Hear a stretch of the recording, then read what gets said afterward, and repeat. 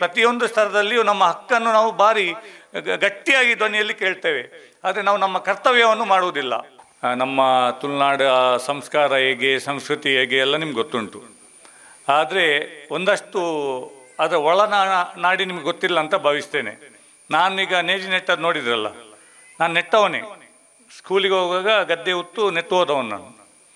ಆ ಸಂದರ್ಭದಲ್ಲಿ ನಾವೆಲ್ಲ ಕೆಲಸ ಮಾಡಿ ಸ್ಕೂಲಿಗೆ ಹೋಗ್ತಾ ಇದ್ವಿ. ಅದು ನಮಗೆ ಇವತ್ತು ಗೊತ್ತುಂಟು. ನಿಮಗೆ ಈಗ ಇಲ್ಲಿನ ಮಕ್ಕಳಿಗೆ ಕೂಡ ಗೊತ್ತಿರಲಿಕ್ಕಿಲ್ಲ. ಹೀಗೆ ಅಂತ ಹೇಳಿದ್ರೆ ಬೇಸಾಯ ಕಡಿಮೆ ಆಗಿದೆ, ಆದರೂ ನಿಮಗೆ ಅದರಲ್ಲಿ ಇನ್ವಾಲ್ವ್ ಮಾಡುವುದಿಲ್ಲ. ಆದರೆ ಬೇರೆ ನಮ್ಮ ಪ್ರದೇಶಗಳಿಂದ ಬಂದವರು, ನಾರ್ತ್ ಕರ್ನಾಟಕ ಎಲ್ಲ ಆ ಕಡೆಯಿಂದ ಬಂದವರಿಗೆ ನಿಮಗೆ ಇದೆಲ್ಲ ಹೊಸ ಇಲ್ಲಿ ಒಂದು ಅನುಭವ ಉಂಟು. ವಿಚಾರ ಇಷ್ಟೇ, ನಮ್ಮ ಪ್ರಕೃತಿಯ ಆರಾಧನೆಯನ್ನು ನಾವು ಮಾಡಬೇಕು. ಪ್ರಕೃತಿ ಆರಾಧನೆಯನ್ನು ಮಾಡಿ ಪ್ರಕೃತಿಯನ್ನು ಉಳಿಸಿದರೆ ಮಾತ್ರ ನಾವು ಬದುಕಲಿಕ್ಕೆ ಸಾಧ್ಯ ಉಂಟು. ಇವತ್ತು ಪರಿಸರಕ್ಕಾಗಿ ಭಾರಿ ಒಂದು ಅರ್ಥಪೂರ್ಣವಾದ ಕೆಲಸವನ್ನು ರಾಷ್ಟ್ರೀಯ ಮಟ್ಟದಲ್ಲಿ, ಅಂತಾರಾಷ್ಟ್ರೀಯ ಮಟ್ಟ, ವಿಶ್ವ ಮಟ್ಟದಲ್ಲಿ ಮಾಡ್ತಾ ಇದ್ದಾರೆ. ಪರಿಸರವನ್ನು ಉಳಿಸಬೇಕು ಅಂತೇಳಿ. ಆ ಪರಿಸರ ಉಳಿಸ್ಬೇಕಂದ್ರೆ ಈ ನಾವು ಏನುಂಟು ನಮ್ಮ ಹಿರಿಯರು ಹಾಕಿಕೊಟ್ಟಂಥ ಈ ತಳಹದಿ, ಅದನ್ನು ಉಳಿಸ್ಕೊಂಡು ಹೋಗುವಂಥದ್ದು ಭಾರಿ ಅಗತ್ಯ ಉಂಟು. ಇವತ್ತು ನಾವು ಏನು ಇಂಡಸ್ಟ್ರಿ ಅದು ಇದು ಅಂತೇಳಿ ಡೆವಲಪ್ ಮಾಡ್ತಾ ಹೋದರೆ ನಾಳೆ ನಮ್ಮ ಪರಿಸರ ಹಾಳಾಗ್ತದೆ, ಅದರೊಟ್ಟಿಗೆ ನಮ್ಮ ಜೀವನವು ಅಲ್ಲಿಗೆ ಎಂಡ್ ಆಗ್ತದೆ. ನಾಳೆ ಏರುಪೇರು ಆಗ್ಬೋದು, ಮಳೆ ಬರುವುದು ಜಾಸ್ತಿ ಆಗ್ಬೋದು, ಕಡಿಮೆ ಆಗ್ಬೋದು, ಅಥವಾ ಬಿಸಿಲು ಜಾಸ್ತಿ ಆಗ್ಬೋದು. ಇದೆಲ್ಲವೂ ಪ್ರಕೃತಿಯಲ್ಲಿ ವ್ಯತ್ಯಾಸ ಬಂದು ನಾಳೆ ನಮ್ಮ ಮನುಷ್ಯ ಜನ್ಮ ನಾವು ಜೀವನ ಮಾಡಲಿಕ್ಕೆ ಸಾಧ್ಯ ಆಗಲಿಕ್ಕಿಲ್ಲ. ಅದರೊಟ್ಟಿಗೆ ನಾವು ಮಾತ್ರ ಒಂದು ಈ ಭೂಮಿಯ ಮೇಲೆ ಇರುವುದಲ್ಲ, ಅದರೊಟ್ಟಿಗೆ ಪ್ರಾಣಿ ಸಂಕುಲ ಉಂಟು, ನೀರಿನಲ್ಲಿ ಜಲಚರ ಪ್ರಾಣಿಗಳಿದ್ದಾವೆ, ಕಾಡಿನಲ್ಲಿ ಪ್ರಾಣಿಗಳಿದ್ದಾವೆ. ಬೇರೆ ಬೇರೆ ಒಂದು ಹಂತದ ಈ ವ್ಯವಸ್ಥೆಯನ್ನು ದೇವರೊಂದು ಸೃಷ್ಟಿ ಮಾಡಿ ಇಟ್ಟಿದ್ದಾರೆ.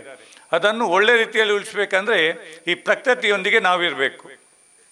ಮೊನ್ನೆ ತಾನೇ ನಾಗರ ಪಂಚಮಿ ನಡೆಯಿತು. ಅದು ಕೂಡ ಪ್ರಕೃತಿಯ ಆರಾಧನೆ. ಪ್ರಕೃತಿಗೆ ಒಂದು ಆರಾಧನೆ, ಅದು ಪ್ರಕೃತಿಗೆ ಹಾಲೆರೆಯುವುದು ಅಂದರೆ ನಾಗನ ಸ್ವರೂಪದಲ್ಲಿ. ಅದರ ಈಗ ಮುಂದಿನ ಭಾಗವಾಗಿ ಇವತ್ತೀಗ ಈ ಒಂದು ಆಟಿಡೊಂಜಿ ಕಾರ್ಯಕ್ರಮ ಈಗೀಗ ನಮ್ಮೂರಲ್ಲಿ ಪ್ರಾರಂಭ ಆಗಿದೆ. ಮುಂಚೆ ಇರಲಿಲ್ಲ.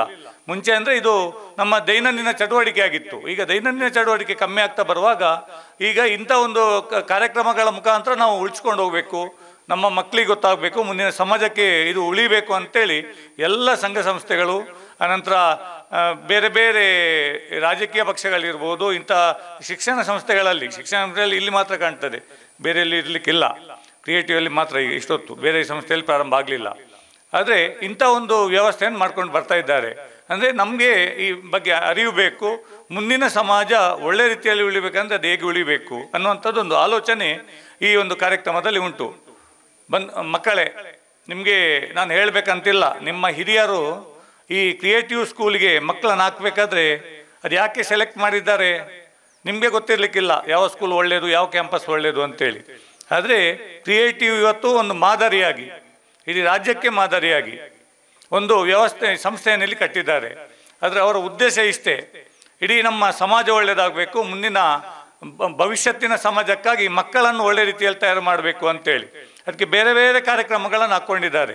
ನಮಗೆ ಇಡೀ ಭಾರಿ ಹೆಮ್ಮೆ ಆಗುವುದೇನೆಂದರೆ, ಬ್ಯಾಂಗ್ಳೂರಲ್ಲಿ ಮೊನ್ನೆ ಹೇಳ್ತಾ ಇದ್ದಾರೆ, ಏನು ಮಾರ್ರೆ ಅದು ಆ ಪುಸ್ತಕ ಮನೆ ಬುಕ್ ಸಿಗ್ತಾ ಉಂಟು, ನಾವು ಹೋಟ್ಲಲ್ಲಿ ಬಿಲ್ ಕೊಟ್ಟುವಾಗ ಅಲ್ಲಿ ಒಂದು ಪುಸ್ತಕ ತಗೊಳ್ಬೇಕಾಗ್ತದೆ ಅಂತ ಒಂದು ಎನರ್ಜಿಯನ್ನು ಅಲ್ಲಿ ಕ್ರಿಯೇಟ್ ಮಾಡಿದ್ದಾರೆ ಕ್ರಿಯೇಟಿವ್ ಅಂತೇಳಿ ಹೇಳ್ತಾರೆ. ಅಂದರೆ ಕ್ರಿಯೇಟಿವ್ ಅಂದರೆ ಅದು ಕ್ರಿಯೇಟಿವ್, ಅವರು ಆ ಒಳ್ಳೆ ಹೆಸರನ್ನೇ ಅದಕ್ಕೆ ಇಟ್ಟಿದ್ದಾರೆ. ಏನು ಸಮಾಜಕ್ಕೆ ನಾವು ಕ್ರಿಯೇಟ್ ಮಾಡಬೇಕನ್ನುವಂಥದ್ದನ್ನು ಕ್ರಿಯೇಟಿವ್ ಸಂಸ್ಥೆ ಇವತ್ತು ನಿಮಗೆ ಫೌಂಡೇಶನ್ ಹಾಕಿಕೊಟ್ಟಿದೆ. ನೀವೆಲ್ಲ ಅದೃಷ್ಟವಂತರು.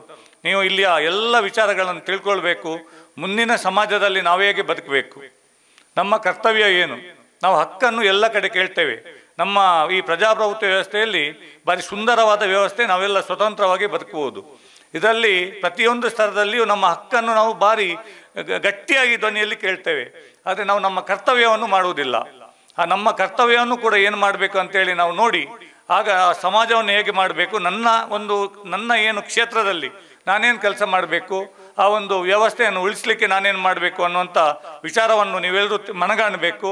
ಇಂಥ ಒಂದು ಏನು ಕಾರ್ಯಕ್ರಮಗಳುಂಟು ಅದರ ಪ್ರಯೋಜನ ನೀವು ಇದನ್ನು ಖಾಲಿ ಎಂಜಾಯ್ಮೆಂಟಿಗೆ ಅಂತೇಳಿ ತಗೊಳ್ಬೇಡಿ. ಇದರಲ್ಲಿ ನಿಮಗೆ ಒಂದು ನೆಮ್ಮದಿಯೂ ಸಿಗ್ತದೆ, ಖುಷಿಯೂ ಸಿಗ್ತದೆ, ಅದರೊಟ್ಟಿಗೆ ಆರೋಗ್ಯಕ್ಕೂ ಒಳ್ಳೆಯದು. ಆರೋಗ್ಯಕ್ಕೆ ಮಾತ್ರ ಒಳ್ಳೆಯದಲ್ಲ, ನಮ್ಮೊಂದು ಸಂಸ್ಕೃತಿಯೂ ನಿಮಗೆ ಗೊತ್ತಾಗ್ತದೆ. ಆದ್ದರಿಂದ ಇದೊಂದು ಅರ್ಥಪೂರ್ಣವಾಗಿರುವಂಥ ಕಾರ್ಯಕ್ರಮ. ಇಂಥ ಒಂದು ಇದನ್ನು ಸಂಪೂರ್ಣವಾಗಿ ಸದುಪಯೋಗಪಡಿಸಿಕೊಳ್ಳಿ. ಆ ಎಲ್ಲ ದೇವರ ಅನುಗ್ರಹ ನಿಮಗಿರಲಿ. ವಿಶೇಷವಾಗಿ ಕ್ರಿಯೇಟಿವ್ ವಿದ್ಯಾಸಂಸ್ಥೆಗೆ ನಮಗೆ ಭಾರಿ ಖುಷಿ ಆಗ್ತದೆ. ನಮ್ಮ ಪರಿಚಯದವರೇ ಒಂದು 2-3 ಜನ ಅದರಲ್ಲಿದ್ದಾರೆ. ಅದರೊಟ್ಟಿಗೆ ಎಲ್ಲರೂ ಅವರೊಂದು ಅಧ್ಯಾಪಕರಾಗಿದ್ದವರೇ ಸೇರಿ ನಾವೊಂದು ಸಮಾಜಕ್ಕೆ ಏನಾದರೂ ಮಾಡಬೇಕು ಅಂತೇಳಿ, ನಮ್ಮದು ಒಂದು ಕೊಡುಗೆಯನ್ನು ಕೊಡಬೇಕು, ನಾವೊಂದು ಮಾಡೆಲ್ ಆಗಿ ತೋರಿಸಬೇಕು ಅಂತೇಳಿ ಈ ಒಂದು ಸಂಸ್ಥೆಯನ್ನು ಅವರು ಪ್ರಾರಂಭ ಮಾಡಿದ್ದಾರೆ. ಅವರಿಗೆ ಉತ್ತರೋತ್ತರ ಯಶಸ್ಸು ಸಿಗಲಿ, ಆ ಸೂರ್ಯದೇವರ ಆದಿಯಾಗಿ ಎಲ್ಲ ದೈವದೇವರ ಅನುಗ್ರಹ ಆ ಕ್ರಿಯೇಟಿವ್ ವಿದ್ಯಾಸಂಸ್ಥೆಗೆ ಇರಲಿ ಅಂತೇಳಿ ಈ ಸಂದರ್ಭದಲ್ಲಿ ನನಗೆ ಅವಕಾಶ ಕೊಟ್ಟ ನಿಮ್ಗೆಲ್ಲರಿಗೂ ವಂದಿಸಿ ನನ್ನ ಎರಡು ಮಾತನ್ನು ಮುಗಿಸ್ತೇನೆ.